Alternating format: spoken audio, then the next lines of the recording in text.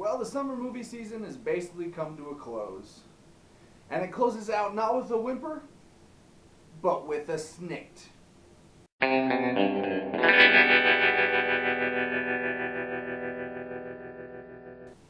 The Wolverine. The Wolverine stars Hugh Jackman and a bunch of Japanese people.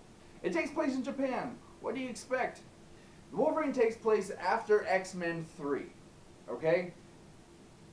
Don't hold that against it. And we find Wolverine, he hasn't been the Wolverine in a long time. He has refused to hurt anybody. He's refused to kill anybody. He's now become Hobo Jesus. And he's now living up in the, what I assume is only the Canadian Rockies, where he's just living a quiet life with his radio and his whiskey, which that's all I really need, right? And so we find him alone, depressed, having imaginary thoughts of Jean Grey, which is not as sexy as it sounds. Hobo Jesus. It opens in Nagasaki, and you see the bomb drop, and Wolverine's in this kind of bunker thing. I don't know if he's like in prison or something. I don't know, but he's in a hole in the ground.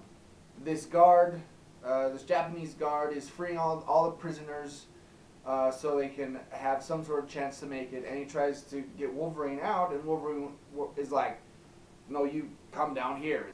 A horrible Wolverine impression. And so he saves this Japanese guard. The bomb drops.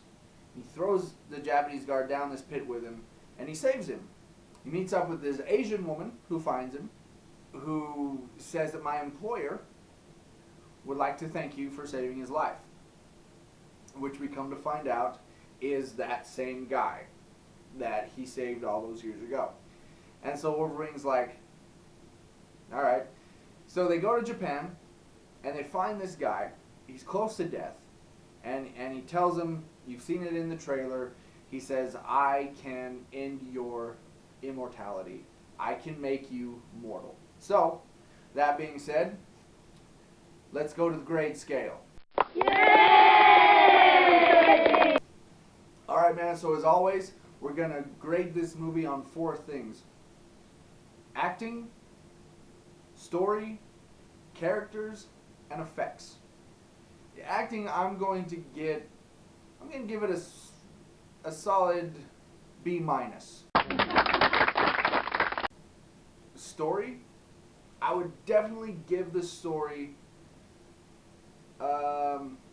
probably also a B. Because it's actually taken from one of the most iconic and most recognized and most popular Wolverine storylines from the comics.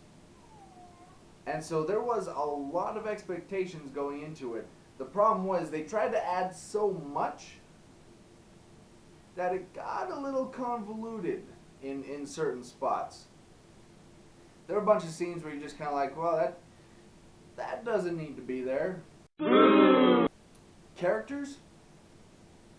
I'd give the characters probably a C.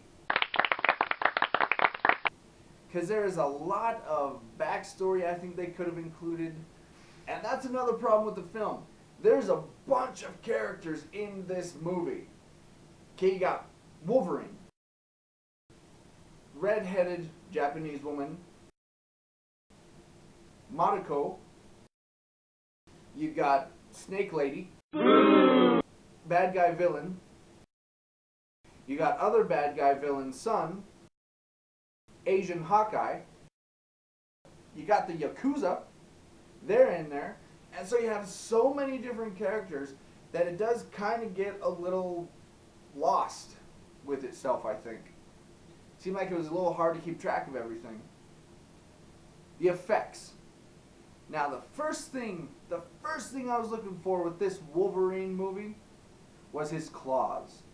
If you saw Wolverine Origins, his claws sucked.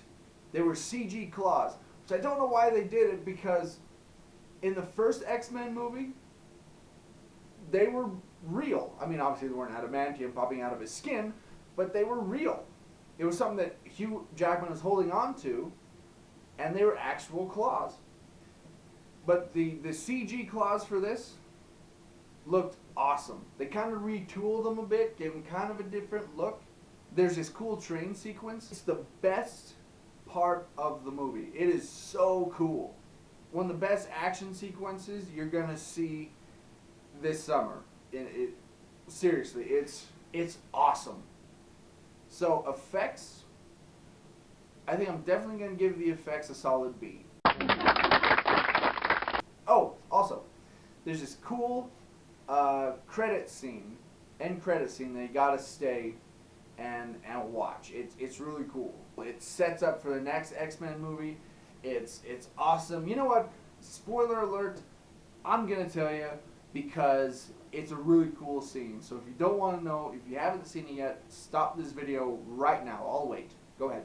And now, before the next show starts, let's enjoy an intermission. Yes, Toddy, the chocolate malt in a can.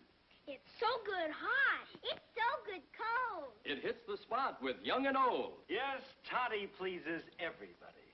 Delicious chocolate malted toddy, made with rich, real milk, not powdered milk. So come and get it, everybody. It's time to drink your chocolate toddy. Okay, I've given you enough time. Alright, so here's what happens. After Wolverine has had his big old adventure in Japan, we see the credit scene. It comes up and it's 2 years later, right? He's in this airport. We assume he's going back to Canada or the Americas or whatever. And he's there, he's waiting in line. He's about to go through the metal detector, which obviously would just go nuts with him because of his adamantium skeleton. So he says, I'll take the pat down. So the guy says, opt out. And so he's sitting there waiting and he looks and he sees this tray with like keys and change and stuff, and it starts to shake and all the change starts floating up and the keys start floating up. And he looks at the metal dividers and they start to shake. The NSA guy says, you can go ahead, sir, to the guy behind Wolverine. And the guy says, all right. So Wolverine's like, holy crap, and he turns around and pops his claws and goes like this, and he stops because the guy holds up his hand, and you look up and it's Magneto. It's Ian McKellen. Like, yeah, Magneto. Everybody freezes. So he's looking around. What the heck's going on?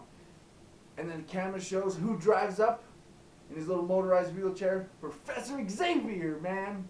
Charles Xavier strolls up in his wheelchair. Like, woo! Xavier, woo! I knew he wasn't dead because that movie sucked. And he shouldn't have died. And then everybody kind of looks at each other. Wolverine looks at Professor X. Professor X looks at Magneto. Wolverine looks at Magneto, looks back at Professor X. And then boom! It stops. Go check out the Wolverine. It's not the best X-Men movie, but it's certainly better than X-Men Origins. So if that does anything for you, go check it out. Like, yeah, Magneto!